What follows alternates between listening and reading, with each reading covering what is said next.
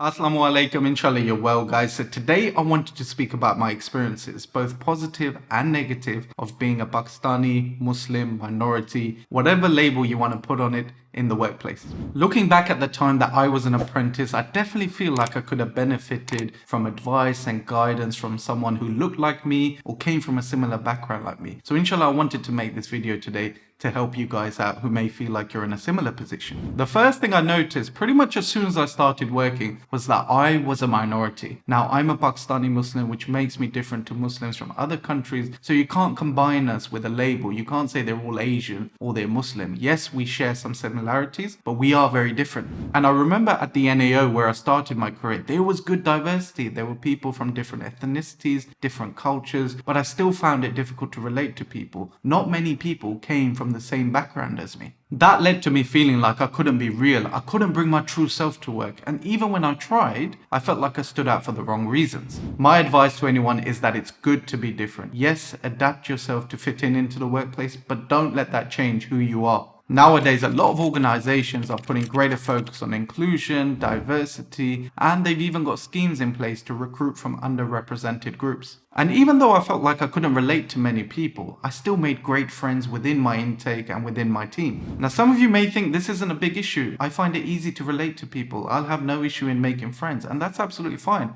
Great for you. But actually think about it. You join an organization and no one looks like you in senior leadership. No one is from the same background as you. Whether you like it or not, that will have an impact on you. The next thing I want to talk about is religion, and I'm really happy to say that in my career of around 10 years, I've never had an issue with prayer or being a Muslim in the workplace. I have had to make some adjustments though. So for example, there's no wudu facilities in the workplace. Sometimes the prayer room can be far away, so I've had to pray in a one-man booth, but that's absolutely fine. Alhamdulillah, we need to be flexible as well. But never have I felt like I've had to miss or rush my prayer because, say, I've had meetings all afternoon. And my advice to Muslims is clear: be flexible and your employer will reciprocate the same. For example, if you have to pray 2 to 3 times in the winter, you take an hour lunch break and you still expect to work 9 till 5, you're not being flexible. Although I've never been monitored on the hours I put in, and most organizations wouldn't have an issue with this, be flexible with your employer. Maybe start half an hour early or finish half an hour later. If you're flexible, your employer will be the same. The next thing, which is a challenge for me, is social events. So as a Muslim, we're not allowed to go to the pub. And even when I was growing up, my social events were team sports such as football and cricket. So things such as Christmas parties, leaving dues and going to the pub, that's all alien to me. And there can be a lot of pressure to go. Everyone else is going. It's a great networking opportunity, a chance to make new friends. You'll be seen as a bit of a loner. You may be labeled an outcast or antisocial if you don't go. But my advice is clear, guys. Don't ever sacrifice your religion or your beliefs to attend a work event.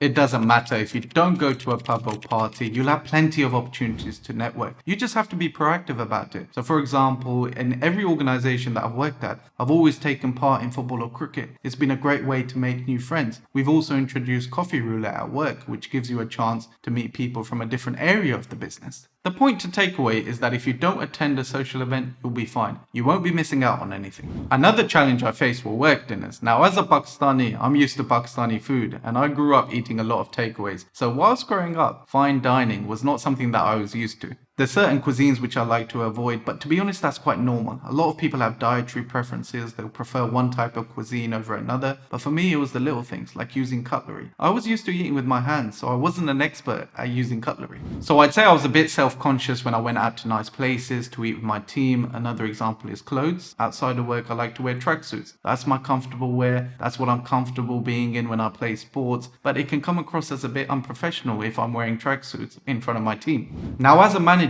I'm much more comfortable now expressing myself, talking about my backgrounds, my upbringing. But as a trainee, you may not feel like that. And I totally understand it because that's how I felt. My advice here is be careful. It could be very easy for me to sit here and say, don't worry about it, you won't be judged. There's a lot more focus on IND. People have really changed over the years. That's all a pile of rubbish. People still judge to this day. So although I don't care about the background you've come from, what clothes you wear, your upbringing, whether you eat with your hands or not, I can't say the same about everyone else in the industry.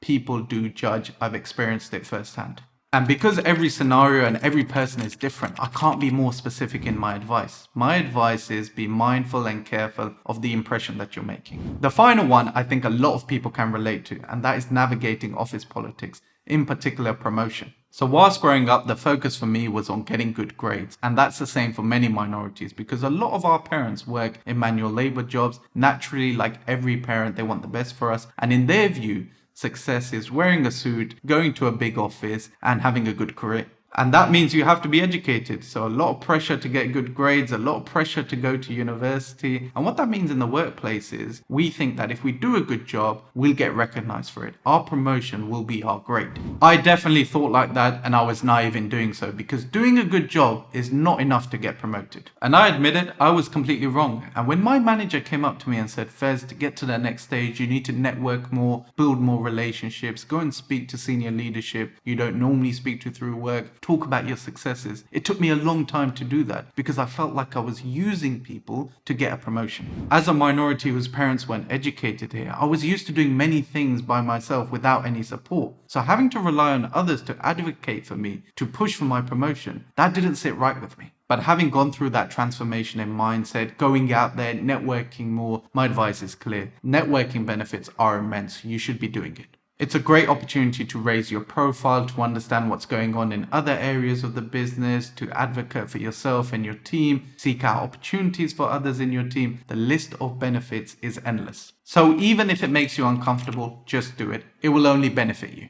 Inshallah, you found my experiences useful, guys. The biggest thing to take away is don't let your experiences, your background, your upbringing, religion, beliefs make you worry or make you feel like you won't fit into the corporate workplace, because you will. As always, any questions or queries, please feel free to comment below or message me on Instagram.